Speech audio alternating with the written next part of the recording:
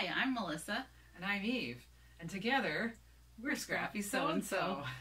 And welcome to another edition. This is episode 4. Episode 4, yeah. Woohoo! Yeah, episode 4 on a sunny Easter Monday. Yeah. Yeah. I can't believe the sun's out. Finally.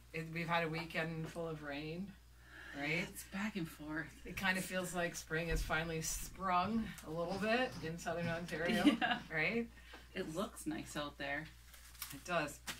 So, we've got a lot of things to talk about today, right? So we might as well get her started, get her done. All right. All right. So, first of all, we had a request from Joe, one of our viewers. It's always nice to get, like, requests from viewers to clarify certain things, whatever. But they were wondering about the book that Melissa has,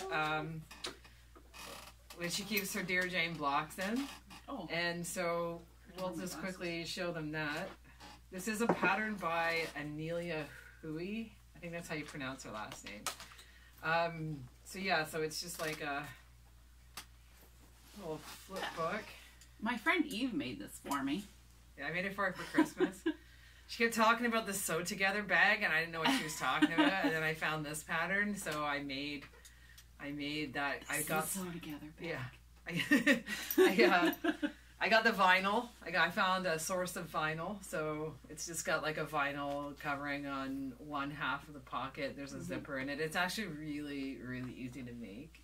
It's super useful. Like you can keep stuff in there. I keep some of my extra like little bits of my Dear Jane fabric just if I can prepare like an EPP on the go. If the mood catches you, right? Yeah. I just like keep bringing things with me, and then these are some scraps that Eve gifted me last time I was at your house. And, well, these are some of my B-row. And this is one that I got that is from C-row that I got ready already. Pretty. And my sashing. I like that purple color that's in there. I know. I didn't even plan on that one, but when I was looking at... well, there's fabric lying around everywhere, and I looked at it, and between the two, I had bought this one because the Libs Elliot, when I went and there was a sale, and I picked up some Libs Elliot for you, and I was like, oh, I really like this one. I'll get this one too. But I just felt like there wasn't enough contrast between the navy and this one. So I took this one. Very nice. Yeah, so that's the bag. I can't remember what it's actually called. But yeah, it's a pattern by Anelia Hui. So, yeah, and I use any kind of sewing fabric that I could find in my stash. Sometimes I have fabric in my stash that I don't even know I have. Sometimes I have fabric in my stash that I can't even see. I love like looking at on Instagram, looking at other people's quilts and like seeing all their fabric and going, oh, I have that fabric. Yeah. I have that fabric. And then I'm like, oh my gosh, maybe I have so much fabric that I don't need anymore. And then I should never say that out loud because then my husband says, yeah, you said so. You don't never need admit more that. fabric. You always Never. need more fabric. always need more fabric. Always. Yes, I tried to do like some retail therapy last week, and I was just like, oh, I just want to go. And he was like, no, every time you go in your sewing room, you're too overwhelmed by all the fabric. It is a mess. Like upstairs, it's a mess. And so it's like, okay, you're right. So I didn't get any fabric. Oh, next time. Next time. Next time. I've been asking for fabric for my birthday. Yes. Yeah, I don't think I'm getting fabric. Did you make any special requests? No, I just told my daughter to take my husband to Lens Mills. And I said, you know what I like? Go crazy. She's like, no, I don't think we're getting you fabric. Woe is me. Woe is me. Okay, anyways, let's get the show on the road here. Let's talk about our blocks for the B-row, right? Because we're almost at the end of April. Our sponsor this month is Paper Pieces, so we do have their little thing, because they were so nice to give us the B-row. I used the Paper Pieces for blocks 7 to 13, just to try them out to see how things work out. Sometimes I make my own paper piecing patterns with the Dear Janie Q, which I have an example for here because I'm working on the 0. Yes, I'm working a month ahead, but I was also very busy this month. Classic Eve. I had midterm report cards to do, plus I'm also doing my last season of pottery ever, so I've been spending most of my time in wrecking my fingernails and my hands throwing clay, so I needed to get that done, so I kind of needed to be ahead of the game, so I think once summer starts, maybe I'll sort of slow down and try to stay with the pace, right? But my favorite activity to do after supper is always like sitting on the couch and doing EPP, because I can't think of a better way to spend my time with my family. We all watch a TV show or news or the movies that we like, and I get to sit there and I got my jam. Yeah, I bought a footstool just so that, because I was like, it's just not comfortable enough. I want to put my feet up when I'm doing the EPP, and I bought one now. Everyone's still at my spot, so I like rearranged the chairs in the living room so that I have like one chair and then one chair to put my feet on, because now the couch is like the good spot because of the footstool that I bought. My dog steals my spot.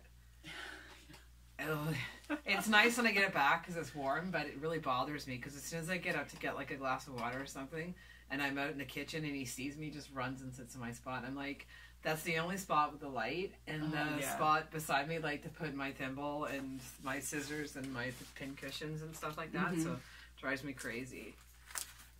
Dog. That's what family's for. Dog, yeah, he's a pig.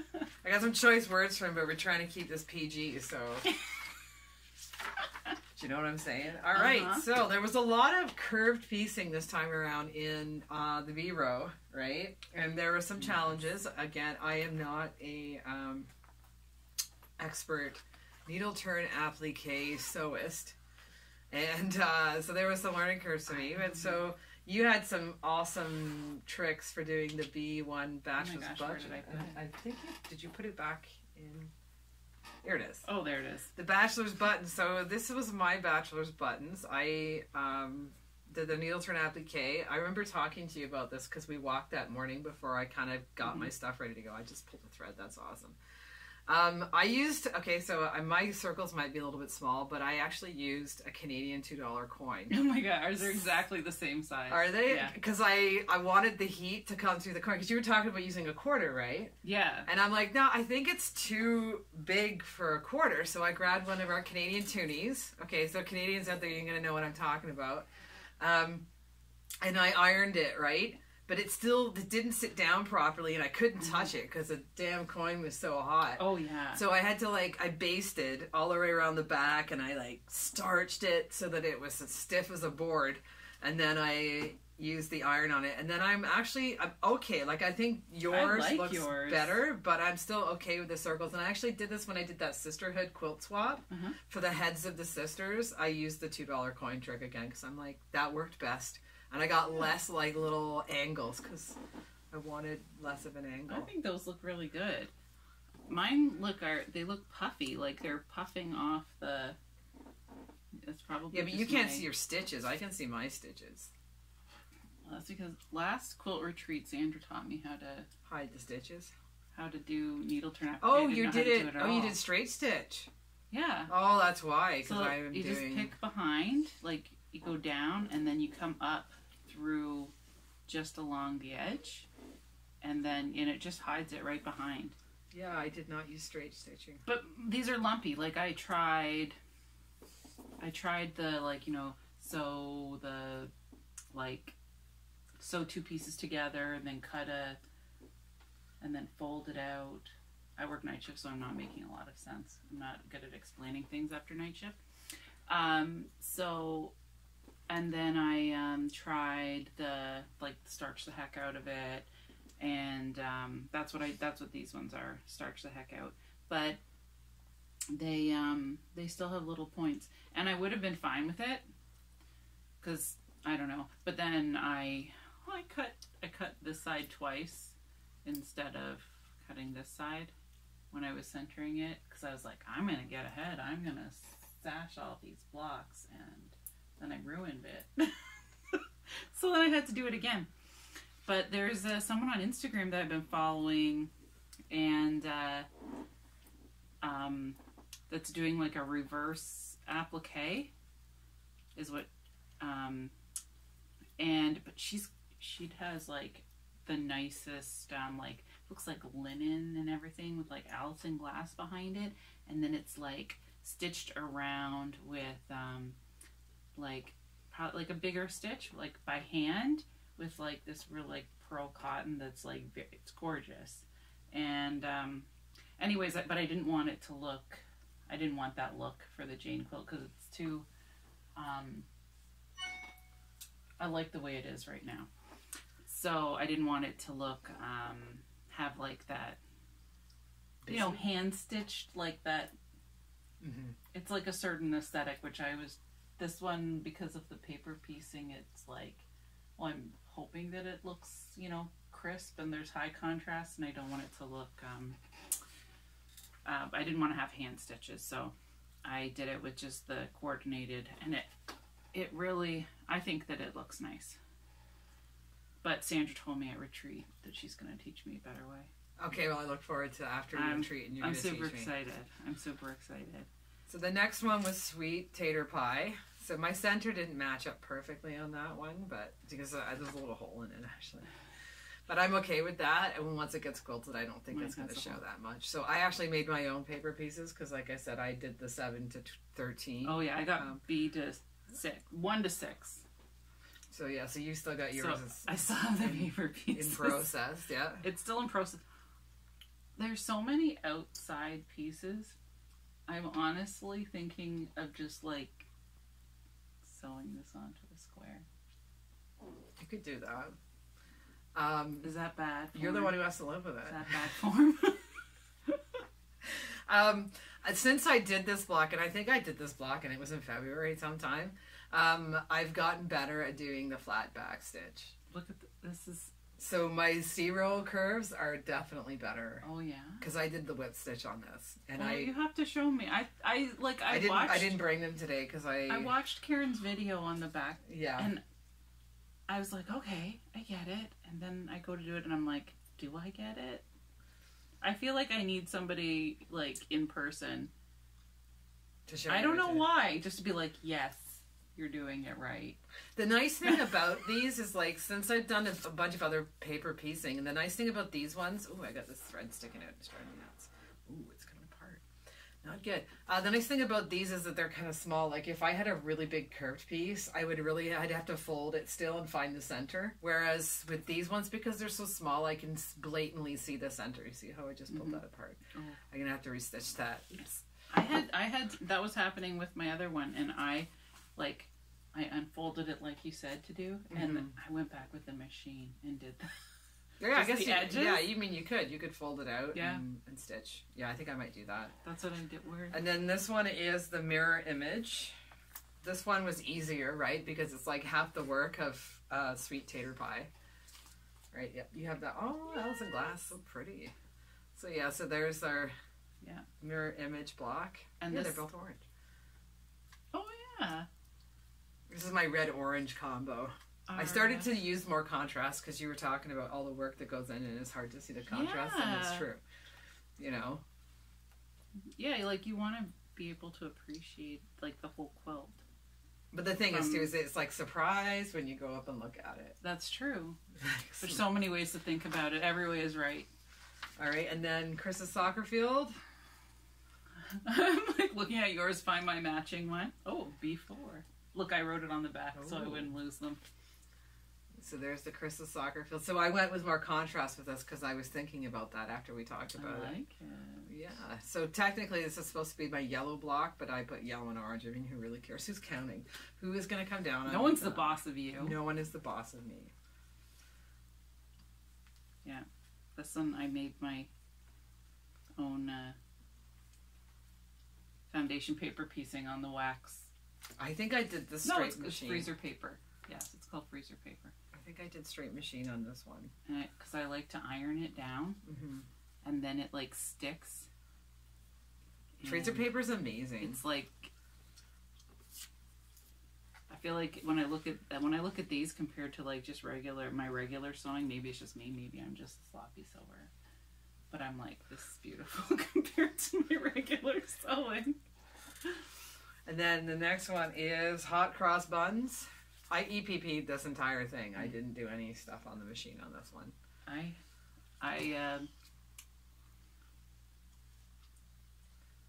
haven't trimmed mine yet, and I did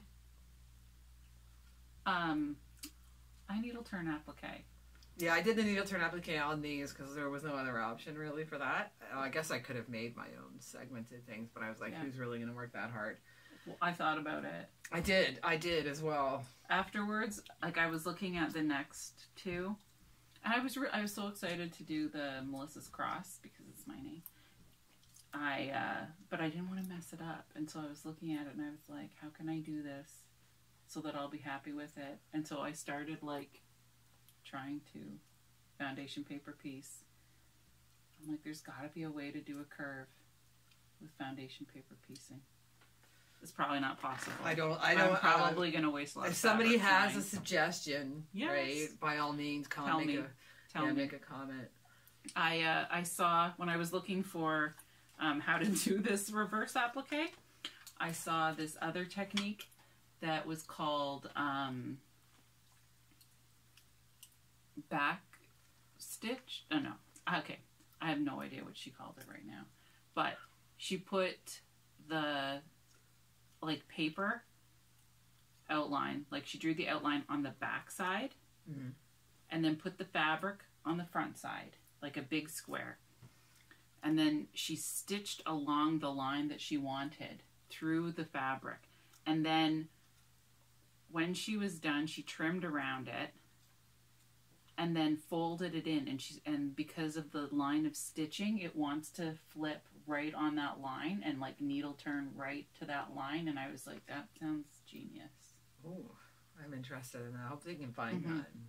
Maybe we can put it up on the blog. I will show you, yeah. She was doing like this technique where there's like lots of different fabrics in the pile, and then you like cut out a different. It was really interesting, but yeah, I was like, oh, I think I need to try that. Okay, so the next one is the Wild Goose Chase. So it's this one. Oh, yours looks way better than mine. I actually foundation paper piece this because at the time I think I was working on the Alison Glass one. Yeah, and I did not do super well with the lines regardless. What do you mean? Look at it. See how off it is in certain spots? Oh, I didn't even notice. Yeah. It's wonky. It's a bit wonky, but honestly, I don't care enough to remake the vlog. I mean, it's good enough, right? It's good enough.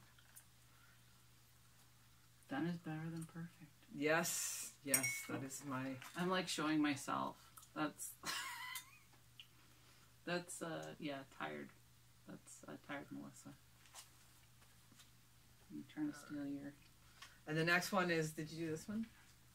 No. This is World Series, so I needle turn appliqued that. Oh. Well, you can see I did the whip stitch, right? I didn't do... So the back looks a little bit messy. But I'm okay with this. Pretty. I actually probably would have liked to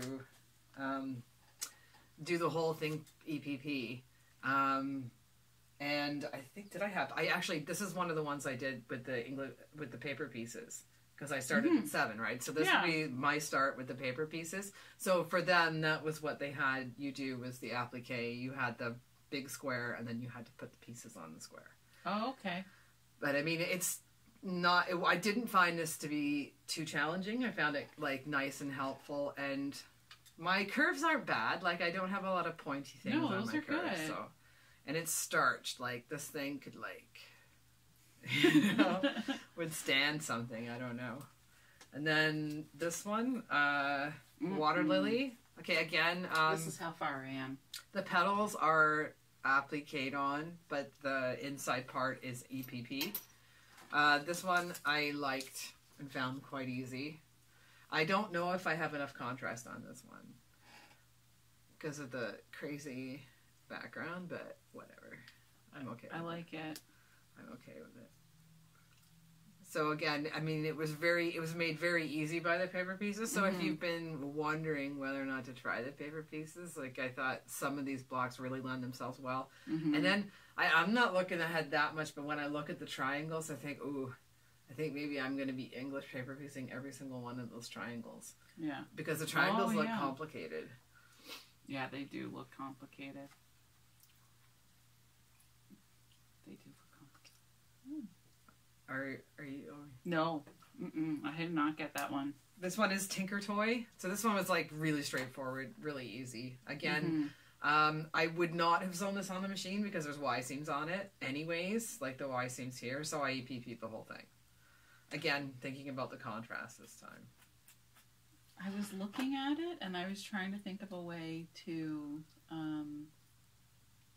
foundation paper piece it. Even though it looks pretty impossible. Well, I mean, you could always cut that into 2 pieces, really. If you want. I was like, if I cut it in half, I don't know. I can't remember how I was going to do it now. But I was like, this part. Okay, so this one I'm not What's that one? super happy with. But I like the outside, but I'm not crazy about the inside. So this is B10 Judd's Trophy. Oh. So the way it came was there's a square in the center. You had to, for the paper piecing, you had to applique the center, the cross. Oh. And then, yeah, it's you paper pieced it, and it I looks made good. my own paper piecing. Looks really sharp, that block. And then, yeah, so you made it fancier. I did it weird. Like the colors, I think, is what make it look super different. The colors that I chose, but I'm not happy about the way I did the center. Half of the time, I look like our blocks are so different, but I like both of them. Because this one was Judd's Trophy, and I had this tulip pink with the little trophies. Let's say winner underneath. So I was like, I'm gonna fussy cut those tiny things because this is tiny enough just to fit the little trophy. And I like this one. And then I saved myself. I put the trophies, these ones upside down and these ones just in case I turn the quilt the wrong way around, it'll still be the right way. It'll still be a winner. And then this was Melissa's cross. I got some glue on this. Unless you're starting Melissa's cross. Yeah. So this one I entirely EPP'd. The back looks so pretty, doesn't it? It does look pretty. It's so flat. Like this one, I'm just like, how am I ever gonna? It's like a little pile in the middle. I think I need to stretch this a little bit more when I press it, just because it didn't quite go up to the edge. Right, it didn't quite meet up. Either that, or I'll just have to fudge it when I sew it together. So Melissa's cross is looking a little shabby, but I actually enjoyed making this one. Like, it wasn't that hard, and the curved piecing, I can see an improvement if I look at this one in comparison to the other ones. Okay, this one. I wonder if Starflower. No, I didn't get that far either. Yeah, this is one of the first ones that I appliqued, and my appliquing's a little bit messy on it. In fact, I can see some of the glue, which I think this is what makes me look forward to finishing the quilt and washing it, so that I don't see the glue anymore. Yeah. Because I used the blue glue, I can see bits of blue glue, so... I know, I find that glue so...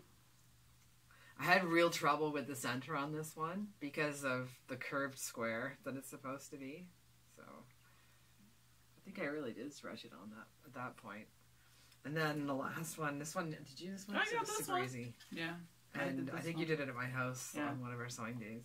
So I EPP'd this even though it would have been super easy to sew on the machine just because I had the pieces and I wanted to use it and get a little hole there. That's okay. Okay, I did it with the wrong color thread. I think that's when I ran out of thread at your house. It was really easy though to press it open. After EPPing it. So yeah, so those are my blocks. I took photos of them this morning because I finally got some decent sunlight coming in my dining room window. And so I'll be posting those probably before the end of the week because this week I'm also taking over 52 Quilters. Yay! So because I've done a lot of EPP this week for the Dear Jane, and that's what it is this month for 52 Quilters, it's the EPP months. For me, April has been like the month of paper piecing, also because our sponsor for the month was paperpieces.com. So I'm going to I'll share some of my blocks on the 52 Quilters and on our Scrappy So-and-So page. But yeah, if you're not following 52 Quilters already, give it a follow, right? Spread the love of EPP. I'm the last person this month, and then for 2 days next week, for the last 2 days of April, Brimfield Awakening's taking over it again. Yeah. So I think I might dig out my Brimfield blocks just to post them on the last day of my takeover, so I can show them that, hey, I did a Brimfield block too, thanks to Melissa. So yeah. Yeah, that was like a year ago. It was like, because you remember when we were coming back from seeing Tulip Pink in Ottawa, you were working on your March block. Oh, yes. That was like, you were supposed to do like a theme. It's from Grab a Cup and Sew. Grab a Cup and Sew? On Instagram. I think it's hard to remember all these names. But yeah, she was like hosting So Long last year. I think that was really the first So Long I ever did, and I think so. That wasn't before 100 days. It was Brimfield. Yeah, it was because it started in January, I think, and that's what like made me like started thinking about the fact that, hey, I need to get my hexagon quilt done. And then because I like sewing the Brimfield blocks again, I'm like, you know what? I want to make the Tula Nova, and that's when I made the Tula Nova. I've been looking at all of the EPP ones, and I'm not sure if I want to do I want to buy one, like one of the kits, to do either the Pollinate one. Yeah, the Pollinate one's really nice. Or the Lucy Boston. Yeah, Lucy Boston is like just squares and but it's like it looks like crosses almost and honeycombs. That quilt place has the paper pieces for the Lucy Boston. They do. I saw them when we were there last year. I don't know if they're still here. I also have templates for the Lucy Boston. Yeah, sometimes in stores, like, you just never see it. And I know you're such a good online shopper, and I am such a bad online shopper, that I just, like, don't buy stuff online. I don't know why. Yeah, the quilt place will have them, but I also have, like, a honeycomb, like, printout, so I can send you a printout for the honeycomb. Like, I still haven't finished my Tula Pink quilt, my EPP that I started. See, I think I want to do Tula Bloomers, but I'm like fighting with myself not to make another Tula Nova, because when I did the first Tula Nova, I didn't have all of the fabric that I have now, because I have so much more Tula Pink to choose from, and I didn't at the time. I just kind of had what we had at Lands Mills in Brantford, which is like paltry. Like, it's just, you know, like it wasn't a great selection. It wasn't all of one line, like, so I don't know. I'm thinking I might redo the Tula Nova as well. Yeah. Just cause, but it was not a super hard quilt. I think I started it at the end of February, and I finished the piecing of it before the end of the school year, so before the end of June. So that's not bad. I mean, and that's not every night, and it was pottery season, so it wasn't like I had all this time to work on it. No, so. Yeah, that's true. You're busy with pottery. So, yeah, so it's doable, right? Yeah, the Tula Bloomers was the one that I saw that, and that's why I was like, I want to do the hexagons, and I saw, like, Angela Walters' video when she does, like, the quilting, and I was like, yes, I want to do that one. But I didn't want to get the pattern, so I just, like, I was like, oh, I have hexagons, I'll just do it. Well, I don't even know, like, I must not have even looked at it, because I just started doing random, and it's more like a grandmother's flower garden now, and except I don't know how I'm going to join it all together, and I was looking through, like, now the Pinkerville, because I like the... Look at this. Look at I don't know if we can see this. There's 2 fat quarter bundles of Pinkerville. Yeah. Pet the Pinkerville. Pet the Pinkerville. I stole the white one out of this one. Oh, did you? Yeah. I love that white one. I got 3 yards of that. That's what I thought I was going to put on the in between. but I just don't. You just don't know. I just don't know. I can't decide. And because, like, well, when we went to Ottawa, like, Tula Pink signed one of my octopuses, and I think the octopus, the blue one, was the first, like, Tula Pink fabric I ever bought, and I didn't even know who Tula Pink was. I just loved those octopuses. And the store in Dundas, like, I didn't, you know, when, the good thing about a store is that you can go in and you can see stuff and you can, like, touch it and get, like, advice and like, help with picking stuff out, or, oh, you know what's really exciting, like, try this, look at this, we got this new thing in. But they don't have everything. Mm-hmm. I know, it's and harder. That's why online sometimes it's more selection depending on where you go. Mm-hmm. But as Canadians, sometimes, like, this is something that we have to be careful of, is that you can't just order stuff from the States, because number one, you got to pay a different currency, which brings up the price, because it does sound like it's cheaper, but it's not. Sometimes you get charged at the border with customs, and you have to ship it. And a lot of times, if a store will offer free shipping, they don't offer free shipping across the border, right? So yeah. I'm careful. I mean, I look around a lot, but I'm careful, right? I try to support Canadian shops and stuff. The only online shopping that I've done is the Canadian ones, because I don't. Yeah, because my husband Bob gets stuff, like, shipped all the time, and sometimes I answer the door and I have to pay like $56 just for answering the door. But what can you do? What can you do? It's a different country. Okay, so one of the other things that we wanted to talk about, and I think we're probably almost done, right? Like, we talked about 52 quilters.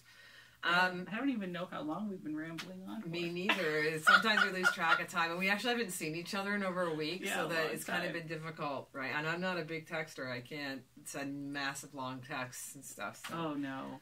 So we decided this week that we want to do a swap. So a Dear Jane mini quilt swap. So we kind of didn't really get the ball rolling that much because we've both been kind of busy. Yes. But we decided to make this deadline for the swap May the 15th, so to sign up.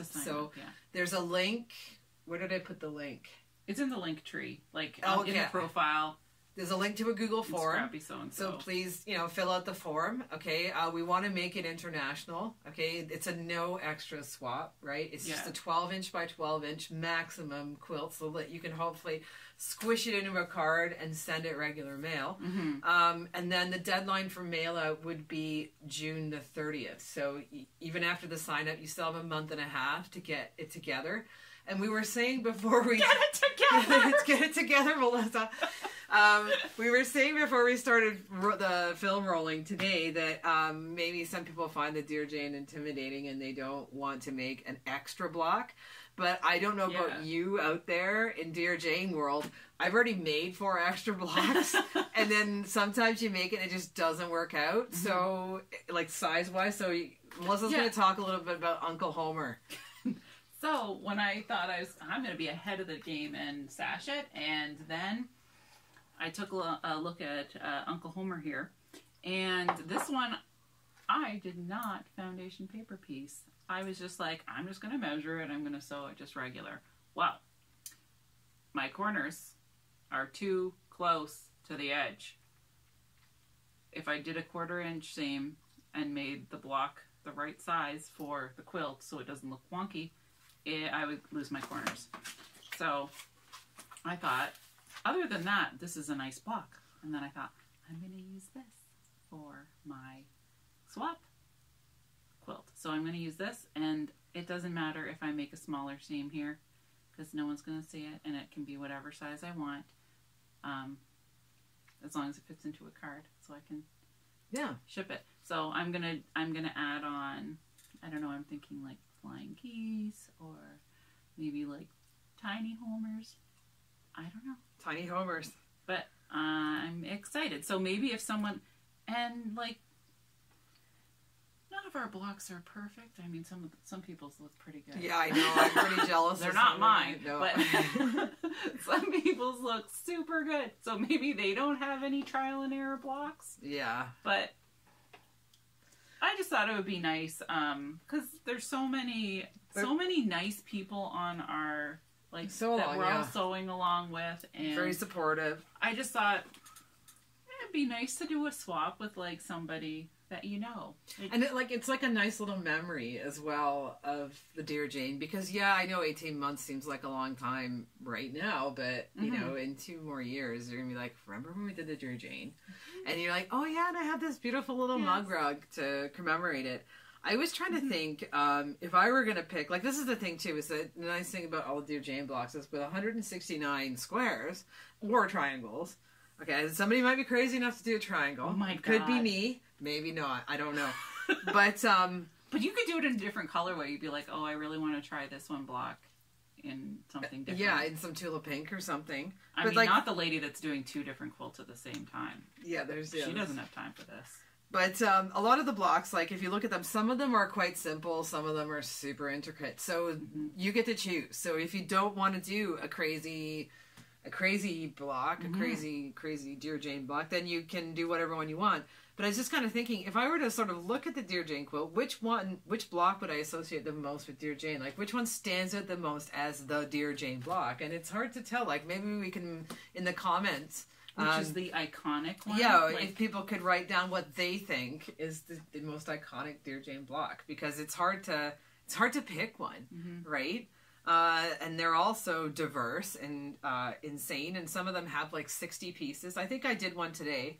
It was the family reunion. So it's that 9 patch. Oh. With the little 9 patches inside of it. I made it, then cut it apart. It's insane. Like, there's so many pieces on that. So, like, you know, is that the iconic? And they're so small. So it's so easy to become wonky. I know 1 by 1 were the sizes of the squares that I did. No. And mine were like wonky, but honestly I don't care. Because when you look at it from a distance, it doesn't look that bad. And it also didn't get enough contrast in my color choices, so that's okay.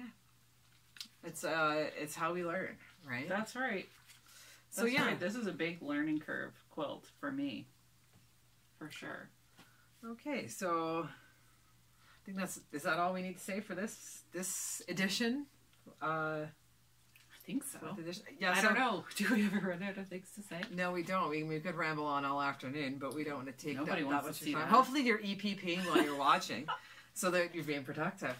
But, so watch for 52 Quilters. We'll try and get this video out in the next couple days so that it'll coincide with that.